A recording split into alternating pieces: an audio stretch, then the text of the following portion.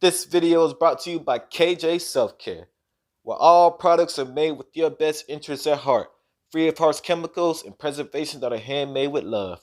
Follow KJ Self Care on Instagram at KJ Self Care CO and visit the website at kjselfcareco.com. That's KJ Self Care.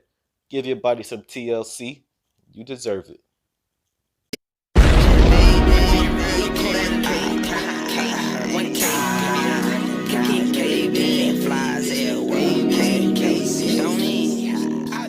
Yo, welcome to the Concrete Show, man. Or I said we got a special edition of the CANES unit, man. This is your boy Salo. Back at it again, keeping everything 1K. We got my boy Caned up. Subscribe to my boy Miami Flow YouTube channel. We also got John from Kane's blog. I'm saying give these guys subscribe, man. You know, they all do good work, man. But gentlemen, we just had a bowl game. I like to say it like this, the Cheez-it Bowl. We just had a bowl game. I'm saying we came up short against Oklahoma State. I'm saying everybody that watched the game, as my 1-year-old daughter could tell me what happened in the game, what caused us to lose. But, you know, of course, there's also other little things that go on around. I'm saying little things that we don't see with the naked eye, man. But I'm going to start with John. Initial thoughts on the game. I think the drops absolutely killed us. I counted like 5 or 6 at least.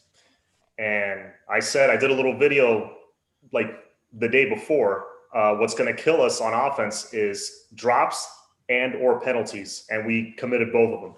So, yeah, I think the most glaring thing, if I could pick one thing that caused us to lose, was drops.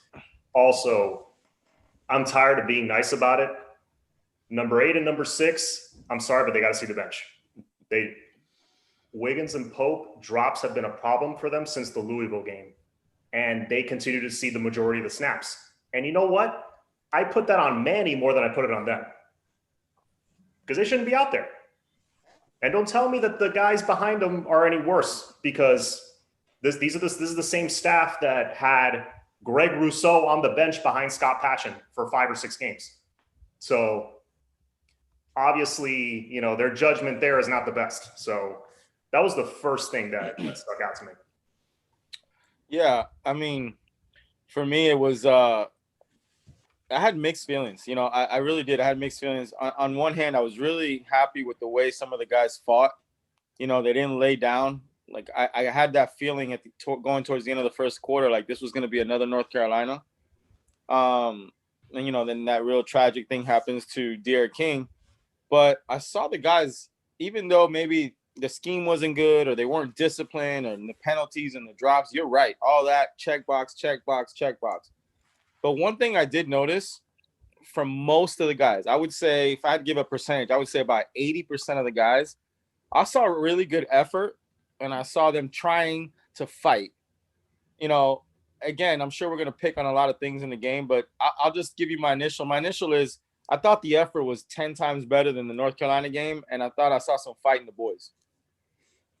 Yeah, before I get my initial thoughts, either one of you can go, but I think I've been talking about this for the longest, man. Last year, I think this is a big problem with Manny. You guys let me know if you think this is a problem also with Manny just playing the older guys versus guys that are more talented. Clearly, we've seen a little glimpse of Keyshawn Smith. You know, it was out of bounds, but that was a pretty athletic play he made. I'm saying he damn near almost got 1 foot in, which would have been nice. So we've seen a glimpse of Michael Redd is a beast at blocking.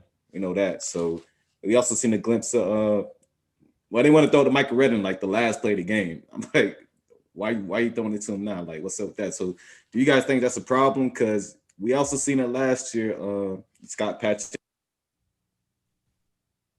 Russo, Zach McLeod playing as much as he plays. So you guys think this is a thing? Like he wants to get those older guys out of there, get them as much film as possible?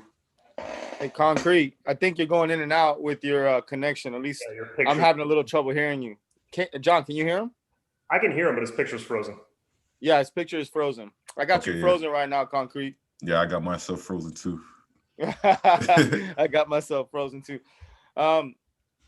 John, you want to go ahead and talk a little bit on what he's talking about? Yeah. Yeah, I don't know what it is. I mean, but we've seen past coaches do this too.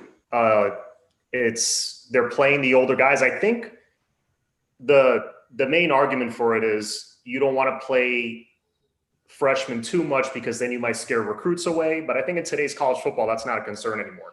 If you got a guy that's the truth and he could start as a freshman, you start him and you worry about it later. You play the best guys. It does not matter. So yeah, no, there's definitely a favoritism towards the upperclassmen, even though they might not be as good. Yeah, no, I absolutely see that. I don't know, for some reason, or this year, that was really apparent to me. Like, really apparent to me this year. I don't understand. I mean, anybody who's played Pop Warner, high school, it doesn't matter what level. If you played sports, you know throughout the year, you go to practice to earn time to play in the game. That's just facts, right? I don't know why these young guys would be working hard in practice if they're not getting rewarded with playing time, because at least from the outside fan and with the limited information that we have, it seems like they look better with the limited time they get in. So I agree with Concrete, and I think he's 100% right. I think the real issue is, and it's Manny. It is definitely on Manny. I mean, what are you telling your roster? That's the real question. What are you telling your roster if you're going to continue to play like that? Yeah, I'm hoping it's a situation where I don't know if you guys are familiar with the Wu-Tang Clan. They got about 10 members in there, the original members, probably about 10 of them, whatever. But I remember the leader RZA was like, yeah, a lot of the guys, the lower members, like that wasn't really bringing the crowd like that. Like they wanted their album out, so we ended up getting the album out, and it didn't do as much sales. So it was kind of like, well, now you guys see where you at. All right, so don't ask for no more. I don't want you asking and saying that you want the main stage if you're not bringing any draws. So I'm hoping that's the situation with Manny. Like, all right, we gave you guys a chance for the whole season, and we see where you're at right now. All right, so we're done with y'all. Now we ready to bring in Keyshawn Smith, Michael Redden, Ramillo, all them guys. Like it's time for them to get a shot now. All right, you guys had your chance. Everybody complained last year. Why are we not playing Mark Pope, D. Wiggins? Why are these guys on the sideline versus? I can understand the Tate Martell thing against Florida. I'm like, yeah, that was kind of ridiculous. But he's like, why is he on the sideline versus why are we bringing guys like KJ Osborne is? I'm like, well, now we see. All right, so speaking of guys coming, speaking of guys that we complained about, I'm saying in the past, what do you guys think of N'Kosi Perry coming in and doing what he did? I was impressed. I mean, I've been on record saying that I've always supported him as a young man. I think he always repped the U the right way. Even up, he had some run-ins on his freshman year, but he cleaned that up. And he's always been a model citizen. I've always been a big Cozy fan as an athlete, as a person, but I don't think he's going to start at the University of Miami. And then again, yesterday, and I want to, I'd like to say this, and it's going to be unpopular. I played the quarterback position in college. I was a backup, so I understand it. He had drops that absolutely killed him yesterday. Like, he should have won the game with the way he played.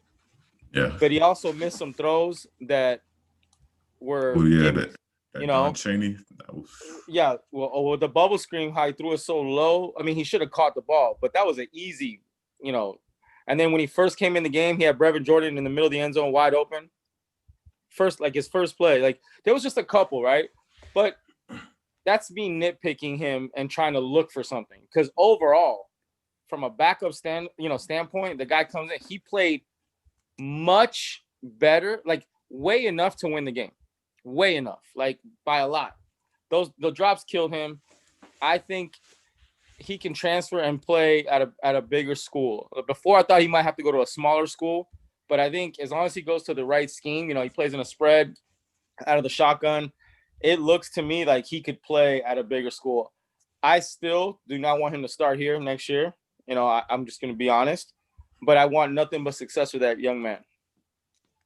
Likewise. I think he's definitely a Power 5 quarterback, 100%. And yeah, it seems like at times before in years past, we tried to fit a square peg into a round hole with him, just put him in offenses that don't really fit. He's at his best when you just spread everybody out and it's just him in the backfield, maybe just one back with him, and it's, just let it rip. The comeback against FSU 2 years ago, this game, and probably one or two other games that I'm forgetting about. But yeah, that when we're kind of in desperation mode and we need points, that's when he's at his best. So yeah, I think he can absolutely, like, he's super talented physically. He can make it in a lot of Power 5 schools.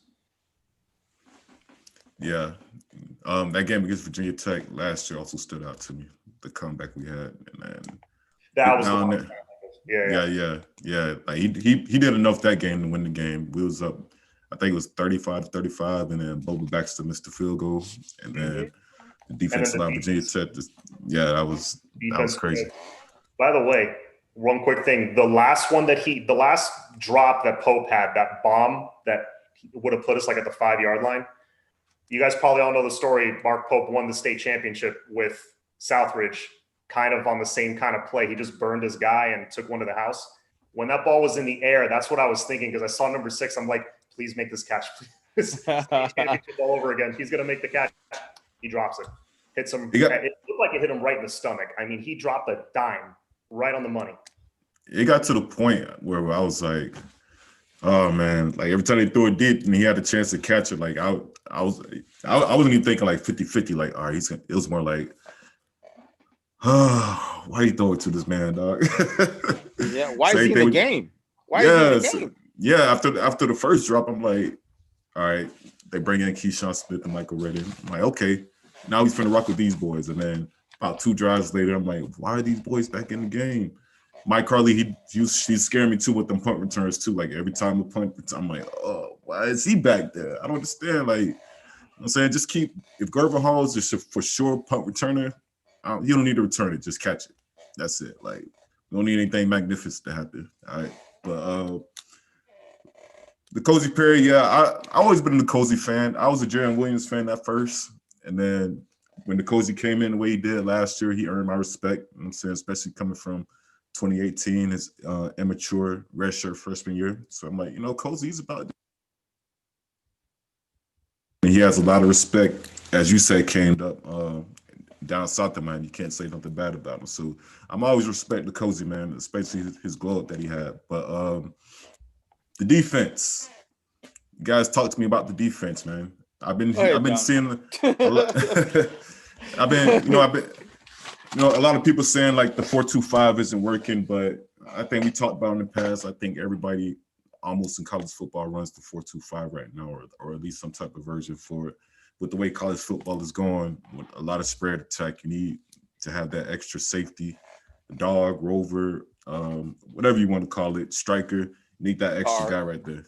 Yeah, somebody that could make an athletic play, somebody athletic enough to play linebacker, and somebody athletic enough to play safety, and somebody that has enough balls to get in there in the box.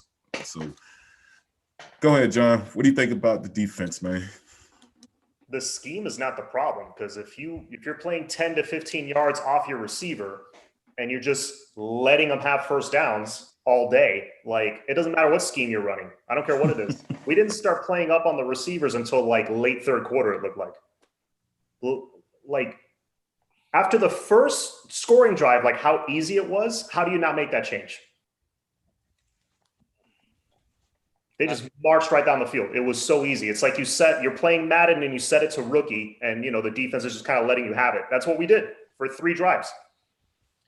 You know what I've heard a lot from the defense I've actually heard it from the offensive side too, but that wasn't what we prepared for. They threw something different at us. I heard it from the UAB game all the way through the season. I've heard that over and over and over again. So, I'm probably sure we're going to get into coaches later, so I'm not going to get into that right now. I'm just going to say this. I don't think it's the scheme, because too many successful teams run the exact same scheme.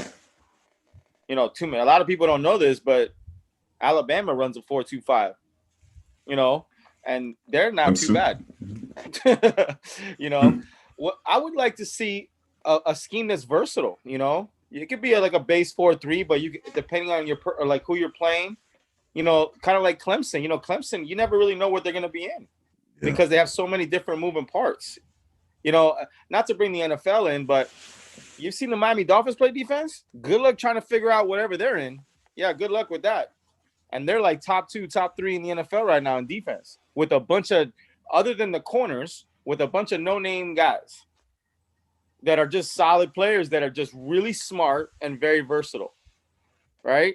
So I would like to see not a scheme change because I think we recruited to that scheme, and I've seen that scheme work. I just think that, like you said, John, okay, they're not running the ball. Why are we still 12 yards off the ball, off the receiver, when they're just clearly 5 yards stopping in the pocket of zone? Boop. And they're just walking down the field. Mm-hmm. Walking down the field. I think that what was it? The first 10 plays they ran were passing or something like that. I think that was the stat. Like, I think it takes you 10 plays to figure out that you're 12, 15 yards off the ball. I'm sorry. I saw on social media like, well, the kids got to make plays. Yeah, but you got to put them in position to make plays. Like, that's my beef on that. So I think while you were talking, I was throwing my hands up because that was my number one. I thought the D line played solid. I thought the defensive line played solid. I wouldn't say great because there's a couple numbers that I'll throw out later that shouldn't be on this roster anymore. But usually the interior doesn't play well, and I thought the interior played great. I give them a really good grade on the interior overall. Nesta between the second and third quarter took the game over. I went back and watched the game. He right when King got hurt, from that point on to like towards the end of the third quarter, Nesta just took the game over inside. Go back and watch the tape. You're gonna be floored of this guy, what he did. So I wasn't impressed with our freshman DNs, our young DNs. I wasn't. Javar Harvey flashed once or twice, but I was not impressed with like Cam, and I when I went back and watched it the second time, I was even more not impressed. I think we need to we'll talk about it. I think we got to go to the portal fast.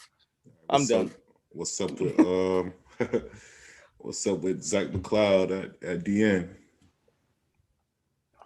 I have a feeling that it's better there than linebacker, but there was a couple times he'd get a little pressure on the quarterback, and the quarterback would run right around him. He's slow. You think I heard he's pretty athletic. It's just that that's what I hear. When you don't know what you're really doing, it slows the game down 10 times. Is he slow, or is he just like a step behind, like not reading the play? It could be that. I believe it's step behind. What Concrete said is clear. Everyone says he was, out of the 3 guys that came in together, Pickney, Shaq, and McLeod, he was the most athletic. Mm-hmm. Okay. If you guys haven't done it yet, go watch the tape again and watch how this quarterback makes him look like he's standing still several times. Yeah. How many times did he get to the outside on Zach's side? I'm like, oh man, this is an experiment I had hope in, but I don't know. Caned up out. I remember you saying you was going to call out a couple numbers that you're not going to say. I'm assuming that 53 is one of them. So. Yes, sir. To be fair, though, it's not every game that 3 All-American DNs that normally are starting are out. So kind of a special circumstance there. Yeah. I think you guys said the young DNs, they didn't really show. I think having a full spring is definitely going to help them out, get in their comfort zone. So yeah, hopefully we get there. So man, what else can we say? Derek King, any news on him? I think the MRI is tonight. Oh man, from what I heard, unless he already had it that I didn't hear. I heard the MRI was coming tonight. Man, that didn't look good though. It didn't. I was at the game, so I didn't really get to see the injury close up. They didn't really show it on the jumbotron like that. So, man, I hope it turns out well, because I don't need anybody not named Derek King starting for Bama. You might have to sit out the spring. I don't know. We'll see. Like you said, the MRI is going to come out tonight. Might get news tomorrow. Let's see what's up with that. I hope you're right, bro, because when they showed it in slow motion 3 or 4 times, that I've seen that slow motion before. His knee buckled, non-contact. That's usually not good. Oh man, yeah, them quick twitches be like the worst ones too. Let's talk about the DBs. I don't know about you guys, but I'm a little bit tired of Bubba Bolden right now, to be honest. I'm saying I don't like his tackling ability. I'm saying his second half of the season was definitely nowhere near his first half. So I don't know if people are figuring him out. Like, okay, he's just gonna ankle bite you, so let's just jump that. Whatever. And then his coverage skills, I'm not really buying his coverage skills like that, especially in the end zone. He's kind of getting to the ball a little bit too slow. So, what do you guys thoughts on the DBs? First on Bubba Bolden, I'm a big Bubba Bolden fan, but at the same time, I will call him out when he needs to be called out. His tackling kind of sucks. He's a big dude. I don't know why I'm with you. I don't know why he's ankle biting all the time. You'll see him make a play, but then he'll miss 2 or 3 open field tackles. One led to a touchdown where he just got turned around. But that being said, I love his heart. I love the passion he plays with. Having him back next year would be an asset. I hope we have him back. So that's my thought on Bubba Bolden. He's got some work to do, but I like him. I think he'd be an asset next year. Gervin Hall, he's dropped off. DJ Ivy, there was one time, I don't know if you remember the play, he went to go tackle with his head down like this, and dude just bounced off him and kept running. Yep. Like, that's Pop Warner shit. Come on. Keep your damn head up and make the tackle. And what else? To Corey Couch, they were really going after him. There were a couple times that the calls were legit. He did commit pass interference. He did grab the guy kind of out of desperation. But then there were a couple that were like, I think the ref just got used to throwing it. Like, there were some that were uncatchable. I don't know what they were calling. But, yeah, overall, DBs did not look good. I don't know. Like, Gervin Hall was all world when he got here. Like, I don't know what happened to him. And, those are my thoughts on them. I don't know. What do you think? I was a big Ivy fan in the beginning of the year. I thought after the UAB game when he gave up those couple catches and he didn't get his head around, but then he bounced back against Louisville a little bit, But man, I don't know. Like they say, tape doesn't lie, And there's a lot of problems. There's more problems than I thought we had back there. And with Bubba Bolden, when you go back and look at the tape, look at his eyes. It's his eyes. He's looking at the wrong stuff, man. As a safety, the first thing you're really only if you have ability, and that guy has all world ability, right? And this, Conker, you play linebacker, so it's almost the same with you, except you got a key. With the safety, it's more of his eyes. If his eyes are in the wrong spot, it's over. And I just think with him, it has nothing to do with his ability, because the guy is a playmaker. He's a playmaker. Mm-hmm. But he's very undisciplined, like especially in the red zone. He's like in the red zone, his eyes are just not in the right spot. And again, when you get some time and you're chilling, go back and just look at that. It jumps off the video. Like, he's just not looking at the right stuff. As far as Hall, I think he's just average. He's average. I don't want to crush him too much, because I don't like how they're playing him, like the distance that they're playing him. I don't think they're using him. I don't know. I would use him different, but I'm just a fan, and I analyze a little bit, but I would use him completely different. I think the guy's got much more to give if you put him in the right position. And T Couch, I'm a fan. He needs another year in the weight room. And the reason why a lot of those pass interference happen, in my opinion, is because he has to play a little more physical, because he's a little light in the butt right now. So he can't get manhandled. He's got to get a little grabby. But I like his fight. Hopefully his technique will get a little bit better, with another offseason. But he's got the feet. He's got the hips. He definitely has that competitiveness, which is something we've been lacking in that cornerback position. Because he'll come up and support the run with no issues. As light as he is, he'll come up, no issues. But I do think he needs another 15 pounds, 20 pounds. And I do think he needs, a little bit better work, more technique. But I do think he's a solid starter for us moving forward if he puts that time in the gym. I never seen Gervin Hall high school highlight tape. What type of, what's kind of like his strength at safety? You want to go ahead? Well, what I heard coming in, I remember one specific story Mark Richt said is like his makeup speed or his closing speed was like elite. He told a story of like when he was a true freshman on the practice field that he went saying something to the effect of, yeah, it's rare when you see when the ball's already in the air, he goes from one hash mark to the other and makes a play on the ball. When the ball's already in the air, like that's rare. So I'm thinking, oh, we got a future superstar in Gervin Hall. And I just heard, a lot of other hype. I remember seeing his tape a long time ago. I just, he just, his pass coverage skills were very good. That's what I thought. And that's what I heard. So. Yeah, what I thought with him is I just thought he was really good a little bit closer to the line of scrimmage. Kind of like, when we bring Bubba Bolden down a little bit. I would just like to see them give Gervin a chance at that. I thought he was really good at diagnosing plays, and just really committing and going. That's funny. I never heard that story. That's a good story, man. That's a real good story. I didn't know that story. But I do remember that they used to play him a little closer to the line of scrimmage. Kind of, how we bring Bubba down sometimes, same thing.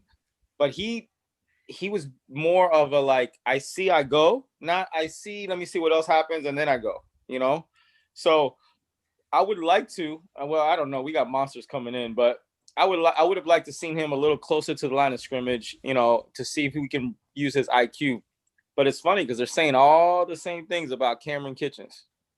I mean, all the same thing. Real smart, can cover the field, change the direction, diagnoses the play. So we'll see, man. Yeah, hopefully that come to fruition, man. Going back to Corey Couch, yeah, I do think they was picking on him mainly because he was playing aggressive. So I can see a lot of times they was hoping to draw the flag. But that boy is a dog though, man. But let's talk about Brevin Jordan. He had put out a tweet. He said the drop across the middle was on me. I get better, but God lead a fight in his team. We're gonna get better. Rome was built in a day. We were 6-7 last year. We're going to continue to get better. I'm forever grateful to be a Miami Hurricane. Hashtag beat Bama 21. I don't know, what does that mean? I'm saying, is he coming back next year, or he just, put in his, I'm still cheering for the guys after I leave. Any thoughts on that? You go ahead. I'm a Miami Hurricane, and selfishly, I want him to come back. I really do. But after what he put on tape last night, he looked good. Yeah. Like, he looked good. Like, he ran the intermediate route. He look at the tree of routes that he ran as a tight end. Tell me another tight end other than Kyle Pitts from, I think it's Kyle Pitts, right? From the Florida Gators. Tell me another tight end that can run that route tree, but also does what he does once he gets the ball. Kyle Pitts is tight end? Yeah, but that's what I'm saying. Like, now I'm picking on, I always tell people, he's a receiver at tight end. Yeah, because he don't block, right? But Right. But my point is that's gonna be the number one tight end taken. I mean, and every board they say that's the number one tight end taken. I'd be so. Other than that guy, he can run a good, a good route tree. I saw Brevin show all kind of routes last night, but what I really saw was what he does after the catch from all the levels, whether he's in the backfield catching the ball, intermediate route, even if he was running down the seam. I saw toughness from him. I got to be honest. You were at the game. I mean, to me, he looked like an NFL tight end the other night. I mean, I was like, in a way, I was like, damn, because like he showed everything that I think anybody that wants to draft him would want. Yeah, I think they should have given that 2-point conversion just off the mere strength of how he was fighting for it. I agree. And that drop that he's talking about, when you go back and see the tape, I was kind of behind him. Played that real good. Oh yeah. The kind of like the deep slant he did. That wasn't on him, bro. That was great. Was all over that. If I'm going to nitpick a little bit, that really should have been a low throw, like a throw like around the stomach, around the knee area where he can go down and get it.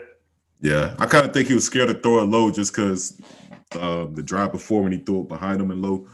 So he's probably like, I'll just put it up there, man. But I don't know. That's just me speculating, though. John, what do you think about Brevin? I think that tweet is a good sign. But, when they give him his second round grade or whatever he's going to get, it's like, Do I turn down whatever $1 million a second round pick or a late first round pick is? That's where the decision's going to come. It's easy for him to tweet it now, but when they actually show him the money, I think it might help a little bit in our favor just because the 2021 players getting paid off their likeness. So, and I think Miami's a little bit ahead of the game. They got the little program going right now. So hopefully that helps us out. I know it definitely helped us out with recruits. But Cam Harris, he had a pretty good, well, he had that long run, really. That was probably damn near all of his yards, really. You guys think he's out of there? I'm 50-50 on him, whether he's gone or not, honestly. I think he knows he probably hasn't shown enough, which is why he'll probably stay. But then Caned Up, you said something on our last episode that he'll be one of those combine freaks and he'll fly up the board. So I don't know. I think he should stay. It'd be great depth for the running back room because we have 2-3 really good guys, but like say he leaves, it's Knighton, Chaney, and Thad Franklin. I'm not really going to count Robert Burns. He doesn't really play much. No offense to him, but it is what it is. You got 3 legit guys. That's not a deep running back room. You want like 4, just in case injury, because running backs get hurt. I think I'll count Robert Burns as far as depth because when you get in there, he does run downhill. This year, he definitely did. Yeah, I count him up there. This was the first year he didn't get hurt in how many years? So true. Will he stay healthy? Yeah, I think Cam. I mean, the thing that no one talks about him, man, and I try to bring it up all the time. Everyone's like, he's strong. I get all that. He can catch, bro. That is huge to being drafted. His size alone, being that he's played X amount of years in college Division I football, plus he's played in pro style and spread style, right? Yep. That means he's got an IQ of understanding in the playbook. Like, I'm just looking at what most draft eligible players, what separates them. He doesn't have a ton of highlights where he's breaking a bunch of tackles, whatever. Most of his long runs is a big hole and he's gone, right? But the guy has all the NFL tools. He really does, and I really believe if he does get on a team, he will have a better NFL career than he did in college just because of his skill set. I think there was that catch he had a catch. I couldn't believe he caught the ball. I had to see it like 3 times in slow motion. Mm-hmm. I mean, no running back other than maybe the guy from Clemson, ATN, whatever his name is, I've seen make that in that kind of coverage, over the shoulder. He looked in one way and he had to turn the other way and he caught it. And I was like, that's a big back catching a ball like that. That's crazy. I mean, the same thing I told you about Brevin. I'm selfish. I want Cam back, but I think he can get drafted now. I'll tell you that. It'll be late, mid to late, but I think he can get drafted. Probably going to have a similar career to Gus Edwards. And I think he would take that in a heartbeat. Mm-hmm. Yeah. I wouldn't be too mad if Cam left. I'm saying not saying that I want him out of there, but I'm saying, like you said, we still got depth at running back. We do want to see those young guys get a full blow in. We seen last night, I think Don Chaney was in probably majority of the game. So we definitely see. I don't know if the coaching staff is trying to push him out. After he got that long touchdown run, he's like, now we're gonna put the young boy in there. But getting past the game a little bit. Thoughts on T2? We have a chance to pick him up. I know we discussed a little bit about this in the chat, so I was a little bit nervous, saying I don't know if he's gonna bring any trouble with him like that. But I think it'll be a fair pickup. I think after that North Carolina game, Manny was like, "Hey, I know we said we didn't want you, man, but whatever you need. What do you guys thoughts on T2? We'll start with Caned Up. I think that a lot of people that are talking about him on social media don't know what the baggage is. Everyone thinks it's a bad attitude, and it has nothing to do with that. His teammates love him. So it has nothing to do with that. It's other stuff, okay? So I get upset when I'm not a big Instagram guy. I will post and like some stuff on there. I'm more on Twitter. And I see a lot of guys just chime in because the kid's having some fun right now. Now the kid's just trolling and having a blast. He's got all the attention, you know? And I think they're like, because they heard he had some issues, they're assuming their attitude. They're assuming he's a bad apple. They're assuming that that is the issue, you know? And then I don't think that's fair to the young man, because do your research, you know? Find out where you're getting your information from. I like Miami's chances. I like Miami's chances. Yeah, I think it's down to Miami and Maryland right now. What he said. I believe he said that on Instagram too before he went off. He's like, oh yeah, I found it too. Miami and Maryland. I'm like, God damn. Another nail biter.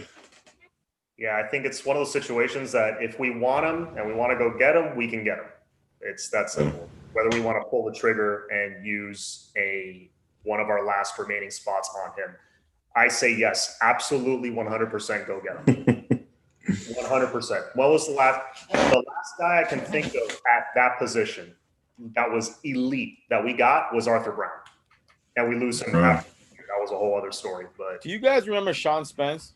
Of course, yeah. I love Sean Spence, man.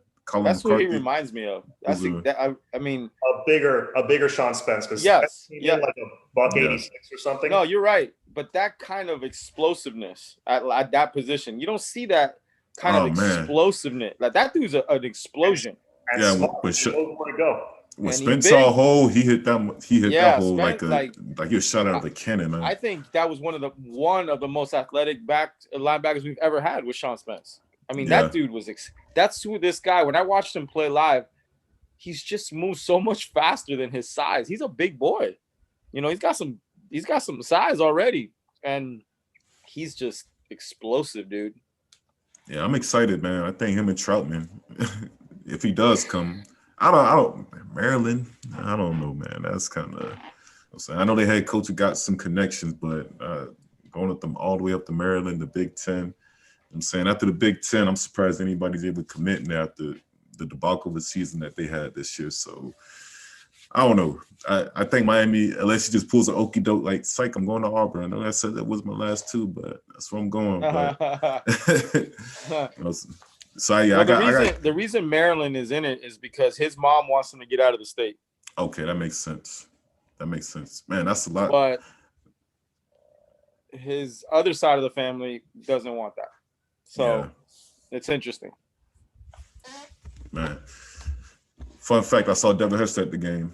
I was pretty disappointed. I'm like, damn, why is he down there returning punts right now instead of having Mike Harley down there dropping punts? Man, anything else for you guys? Something you want to bring up? There's a topic I want to touch on that. Take off. Again, I went back and looked at the tape. The O-line did pretty good. Me and Brandon was talking about it too. Yeah, but I don't know if I was going to be too impressed. I was like, Oklahoma State, I don't know if their D-line was like that solid. But I mean, you got to give credit when it's due, though. I mean, other than once or twice, Cozy was clean. Yeah. A lot of times they got to him, it was probably off of blitzes. I mean, guys, don't take that for granted. Do you remember last year? It was like, no, for sure. I think the pass blocking has greatly improved. The run blocking, different story. They, what stood out to me is whenever it was a short yardage situation, and it's pretty certain that we're going to run the football, one of our guards or our center, somebody gets blown up. There's a D tackle in the backfield as the running back's touching the ball. So he's got to make two guys miss and somehow get the 1 yard. Which a couple times we did, but that was because of our second effort, right? I have a question. Ready? And I'm gonna, if you don't mind, Concrete, I want to start with you because you play linebacker. You've watched Miami play all year. When it's 4th and 1, 3rd and 2, do they not? Tell me if I'm wrong. Almost always run the same play. As in our offense. Yes. I said me and B was out there. We was calling plays. I'm like, all right. I'm telling you right now, it's gonna be a quarterback draw. And then the next play, but it's crazy. Quarterback run. I'm like, it's gonna be a quarterback draw. then I'm like, the next play is going going to be, yeah, I'm like, the next play is. So I hear John's right, but they have they're just coming because they know what Miami's running. They know what's coming. That's part of the reason, yeah. And that's kind of, me got put down red last year because last year we were saying the same thing. We like, we know, even when Mark Rick, like, we know you finna run this play. We know you finna run the dive. Or, like, come on, man, you got to be a little bit more unpredictable. Which Rhett last year, he did do a great job with that this year with the I agree. fake run. He did a much better job. I agree. I'm saying he was able to adjust on that drive specifically too with the quarterback draw. Right when I seen him put Cam Harris in motion on the outside, I'm like, oh man, like quarterback draw. And then we do got the dive too out of the shotgun that they typically like to run on a predictable. Yeah, I don't know, man. I know what's coming. I'm just like, and then you see the whole defense starting to lean, like they're all leaning before we snap the ball. Like, if I'm like, when I see them do the check with me, I'm like, okay, maybe he's going to change it, and then they still doing that shit. I'm like, oh. Yeah, no. The last thing I want to talk to you guys about, unless you have something else, is I want to talk to you guys about the portal. So I think there's going to be a lot more spots available for the University of Miami. I think the NCAA is going to grant more spots, and more meaning like 5 to 8 more spots. And I think that's going to save Miami in a lot of the holes that they're having, because as well as I know, we kill it as far as being a good destination for a transfer because of what we've done with transfers, and I'm really not sure how many people really know what's going on, but we're already on to a lot of players that are over how many we're supposed to carry, because I think a lot of schools are doing the same thing because everyone's expecting this to happen sooner than later, where the NCAA is going to just come in, and they have to because there's just not enough spots. So stay tuned to a lot of names about to start coming, and this is going to be like within the next week. It's going to just be an avalanche, because once all the schools get the extra breathing room, everyone's going to attack a little harder, So I think the portal is about to be times 2 of what it's already been, which has already been crazy, right? We're like, what is going on? Yeah, it's about to be the sequel. We got some guys that haven't even played football yet that's in the portal. Like, I forget the kid name with Nebraska. Damn, he played safety. The kid that went over there? Yeah, the one that walked out. Yeah, he talked to the coaches, and then he went to Nebraska. Yeah. I know who you're talking about. His name is escaping me right now, but I know who you're talking about. Yeah, it's on the tip of my tongue. Jaden Francois, I believe. Mm-hmm. Yeah. He's in the portal, and I think the linebacker that was down there, he's in the portal too. I'm saying, but it's about to get crazy. Yeah, a lot of kids that haven't even played football is in the portal. So what position you think we finna pick up?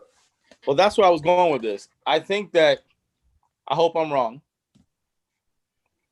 but if Derek King's injury is what I think it is, I think we're going to get a quarterback out of the portal. And I think we already have him. It's already been, like, if this is up, we're pulling the trigger, And I really don't know how our quarterback room is going to react to that, because everybody was cool because it was Derek King that was coming back and he was going to get the starting nod, right? How is that quarterback room going to feel if they're like, oh, wait a minute, Derek King is, hypothetically, he's hurt. He can't start. So we got to get another quarterback ready. Why don't they play Cozy Alabama?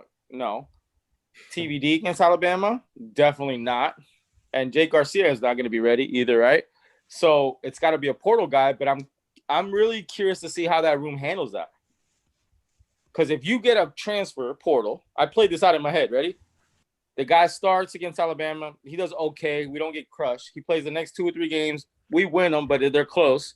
But now King's ready to go.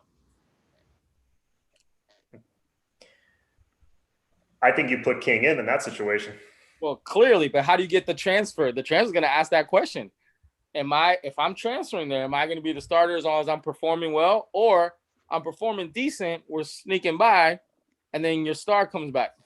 Yeah, because he could have a great spring and a great fall, but I'm saying he's still not proven on the field. So I Yeah. think it's automatic that they put King in. And yeah, that is a great question. Quarterback. Watch out for quarterback. What do you guys think? What position you guys got? Besides, I was thinking QB also. Your scenario did cross my mind that what if King's injury is more than we think and he's not quite ready for game one? You got to go pick up a quarterback. Linebacker for sure, corner for sure, maybe a D end, most likely, unless they're expecting Jabari Ishmael to play right away. You know, they've got guys, but there's some youth there. There's a lot of inexperience, so you may want to go get like a Trayvon Hill kind of guy that's ready to play right now. So those are the three positions I'm kind of thinking. Yeah, I'm thinking linebacker. I think that guy's from USC is still in the portal. So hopefully Bubba Bolden convince him I like him a lot. Yeah, so yeah. I'm hoping. I think a I can't linebacker pronounce is his needed. name though. I can't think of his name right now. On YouTube, like his highlights, the announcers say Nyote Ote is his last name. Wow, that's impressive. It's G though. Like it looks like Gayote Ote, but it's pronounced Nyote Ote. I don't know. Nah, his tape is fire though. His tape is fire. Dude, it's like a cannon when he makes contact with the running back. It's like It's like, oh my God, he killed him. Like he hits him that hard. But both guys got to come back for us to land him, Brevin and Bubba. If those two don't come back, we ain't getting him. Oh, man. I think at the very least, Bubba's coming back. At the very least, Bubba's coming back? Yeah, because what's he going to be, a fourth or fifth rounder at best? I mean, it's kind of tough because if he comes back, like, does he really improve his stock like that? That leads into what I wanted to touch on. Who do we get a defensive coordinator? Because I think 100% Baker's gone. I think we're losing Rumpf, and we're probably losing Banda too. I think we're cleaning house on defense. I don't know about Banda just because recruiting purposes though. He's been picking up some nasty safeties. In a perfect world, you'd like to keep him, but I saw Caned Up's video earlier that he may kind of already have a destination in mind already. Oh, so you think it's going to be a situation where Manny's going to be like, I'm not going to fire you guys, but I got a place for you guys to go. I'm saying Utah State was Banda. I'm very confident that Utah State is where Banda's going to go unless Manny hands him the complete defense over. And I don't see that happening. And I don't want it to happen. I did a video today where I got emotional. I was pissed. I peeped it. Like, no, no, because again, like you said, Concrete, if we could keep him as a recruiter, oh my gosh, I would love that, Yeah. Because the guy can recruit. But I think I'd be very surprised if Banda's still on our staff by Friday. Yeah. Well, I think that'd be easier for Manny too. Like, all right, man, Banda's getting a DC job, whatever. I didn't have to fire him. So what's up with the defensive coordinator? Any names? I'm hearing a lot of T-Rob. I mean, I would kill to have T-Rob.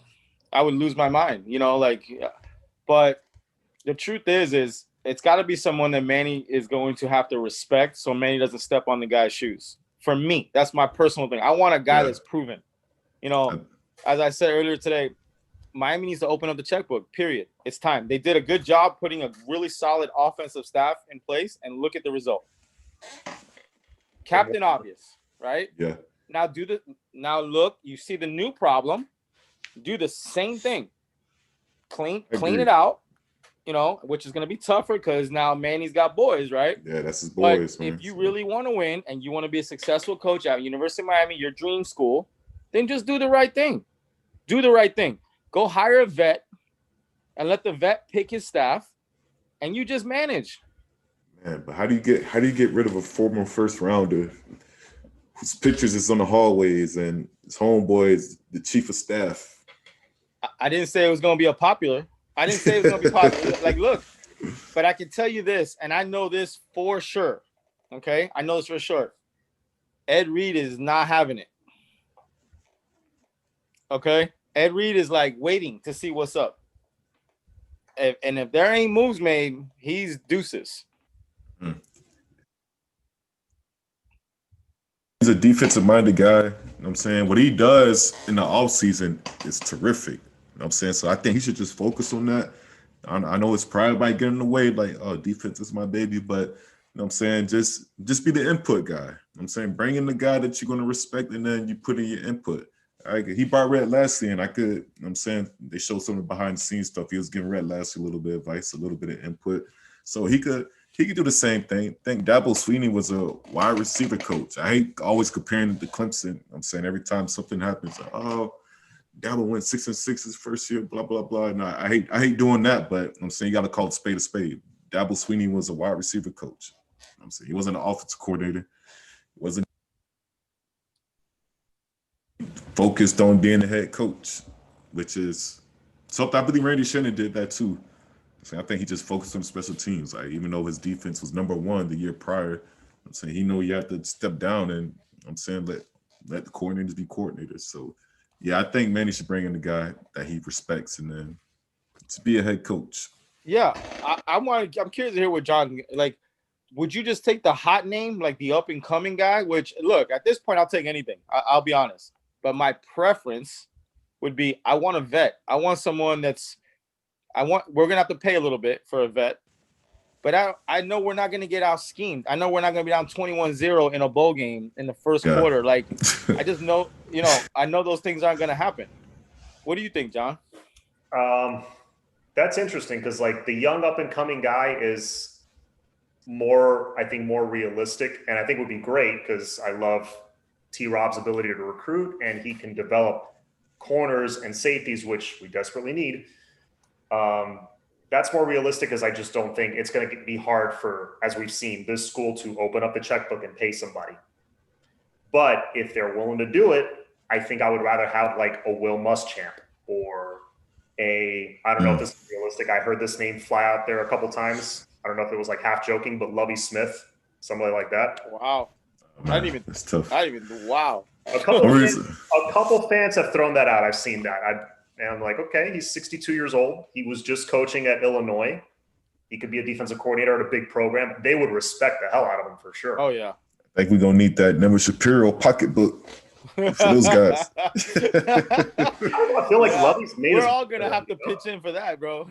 I don't know. I feel like Lovey's made his money already. And same with Charlie Strong. He made all that Texas money. I would love me some Charlie Strong. I would love Charlie Strong. He's an awesome defensive coach. Yeah. I love to have him too, man. But it's just hard to see like a Will Muschamp too, who I'm saying he got paid in the SEC, head coach twice for Florida and South Carolina. It's kind of hard seeing him stepping down and going to Miami, which like we're just going to open up the checkbook. I'm saying I think Blake James likes Manny, so he might make something happen, might make something shake. Because I'm saying, even though we got a good OC, Rhett came from SMU. I'm saying, but I guess the lifestyle in Miami could also be, I'm saying, something they could look forward to also. So yeah, it's still possible, John. I give you that. It's still possible. I'm really like we could talk about all the stuff we wanted to tonight. That's the main issue right now. Yeah. And until that gets solved, we got no direction. Yeah. We got no direction. Like, I'm pissed it hasn't been done already. Like, I know. What do you guys got to talk about? It's not like you got to go over tape again. Like, yeah. I don't know, dude. No, I think the decision's been made already. I think Manny knows what he's going to do. It's just, is he talking with them right now? I agree. I agree with you. And they just haven't announced it yet. I think the decision's been made. I think that Manny at least knows where to put which chess piece, like he knew he had to get rid of Enos. He made the move. He got the guy he wanted. I think he's trying to do the same thing on defense. I think if he tried to do both sides of the ball last year, it would have looked like chaos. It would have been too much. Yeah. It was like one thing at a time kind of thing. So I think he has a plan. That's my opinion. If you did a defense last year, that was kind of hard because it was ranked. I think it's ranked like number 13 still. Yeah. So that one was kind of tough. But one thing, kudos to Manny Diaz though, man. He does know how to adjust and make changes when it's necessary. I'm saying we see him all. I mean, the best guys know how to adjust, especially the current times. We see Manny Diaz are highly on social media, Twitter, all this stuff. I'm saying whenever there's changes to be made, he makes them. All right, the O-line sucks. Let's get a new O-line coach. The offense sucks. Let's get a new OC. All right, the tight ends are straight. We'll keep them. All right, so this is going to be a trying time for Manny right here. Let's see if he's real or not. If he could get rid of his homeboys, so that'd be if he does that. Complete respect, but like you said, Kane up and Kane's and John's, it might be done already. So I agree. Everything you just said, I agree. I think it is done. If Manny was gonna do it, it's already done, and he's just like John said, he's just lining up his pieces right now. yeah, I remember we talked last week. Yeah. Go ahead. I remember we talked last week. I was like, man, what if Blake Baker holds them under 14 points and has 3 turnovers? So, I mean, that didn't happen. So, Yeah. what are we looking at? Manny knows his ass is on the line next year. This is his last chance to really make an impact, COVID or not. He knows his ass is on the line. It's not like Al Golden where he knew Shalala was in love with him and that his job was safe as long as everybody graduated. Not anymore. No, he knows he's got he's got Ed Reed lurking back there. He knows the boosters. He knows we want to win. Those Al Golden years, those are so horrific for me that like all those years are a blur for me. Like it just came and went for me. Like I was like, oh my God, it's like another year. I'm like, oh. Hey, and our schedule next year is no joke. I think we're Our good. schedule is no joke. After Bama, we got a little small smooth selling, right? Bro, App State can play. And then we got Michigan State with Mel Tucker over there. And have you seen what he's been doing in the transfer portal and the guys that are going over to Michigan State? That guy can coach. Remember, this was his first year there, and it was a COVID year. So he couldn't really do anything. Don't sleep on the. We're gonna have our hands full the first 3 games of the year. I'm telling you right now, App State can play. All right, so this is all on Manny Diaz next year, man. We want to see the Bama game and see if he can actually coach. Like, all right, are we going to look like a football team, a Division I football team against Bama, or are we going to look like a Pee Wee team that's constantly making mistakes, leaving dumb shit open, like receiver, like because a team like Bama's going to eat that for lunch. Yeah, if you drop 2 balls, your ass is on the bench. Like from now on, that's No. I disagree with you, my friend. Pope and Wiggins, no more chances. I don't. No, that's it. No, I'm done. I'm not even saying them. I'm not even. Oh, okay. No. They're on the bench right now. Like I don't. If Michael Redding drops 2 balls, yes, I'm with you. Okay. Yeah. Let's set the standard for everybody. Man. No. I don't want to see them no more. No more. I saw enough. They had the tryouts, so I'm. Their tryouts over with. Let's move on. But that's real. Tired of them. Like every time I started to grow to like Mark Pope, but oh man, last night was like the nail in the coffin. I guess it was kind of like the UNC game for Blake Baker. I'm like, yeah, I'm done with him completely. So I wish them the best. I hope they go kill it somewhere else and they go get drafted and they do really good stuff. Yeah. I don't have the patience anymore as a fan to watch what is going on at the wide receiver position. We got way too much talent on the sideline waiting for a shot. That's what kind of scared me this year. I'm like, these guys are too talented to be on the sideline. Like, I hope none of them transferred. That was a scary moment for me. But everybody's going to get a clean slate in spring, so we'll chalk it up with that. Anyways, guys. That room is going to be crazy. Oh, yeah. It's going to be lit. It's going to be lit. It's going to be lit. 2020, I mean, don't forget about small names like Dawson Worsham. I'm saying I heard he's pretty cool. I'm saying he might not be the Keyshawn Smith, but he might be a little Braxton Berrios in there. Yep. He's tall, though, isn't he? Isn't Worsham like 6'2", 6'3"? I think so. I think he's 6 foot.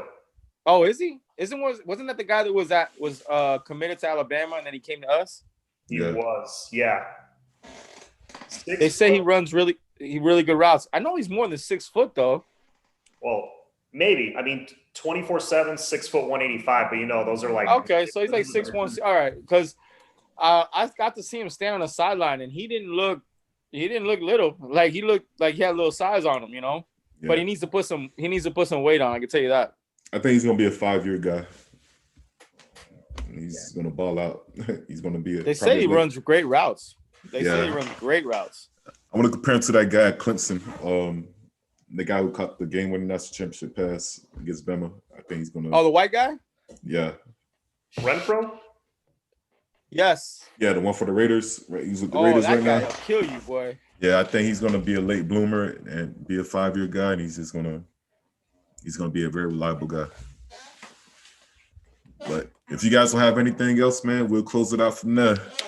I'm saying, everybody good? Mm-hmm. We're good, brother. We're good. Yes, sir, man. That was my boy Caned Up, Canes Ball. Remember, give him a subscribe, man. I'm saying we'll see you guys next week with some more topics to discuss. We'll probably be more on the transfer portal side. I'm saying maybe signing day. I believe that's next. Yeah, we'll be in the new year by then. We got about a month before About a signing month. day. Yeah, that's February, but we'll be in the new year though. We'll be in the new year. I don't know if they're coming back for sprint winter break by then. We'll be talking about coaching changes next week. Yeah. hopefully we'll be like, this is our new coach. Hopefully we'll be like, no, worst comes to worst, we'll just be like, we're looking for somebody right now. So. And hopefully a new recruit. Yes, sir. Everybody, happy New Year's. Enjoy the rest of your holidays. Just remember, it's all about this youth. All right, boys. Y'all have a good night.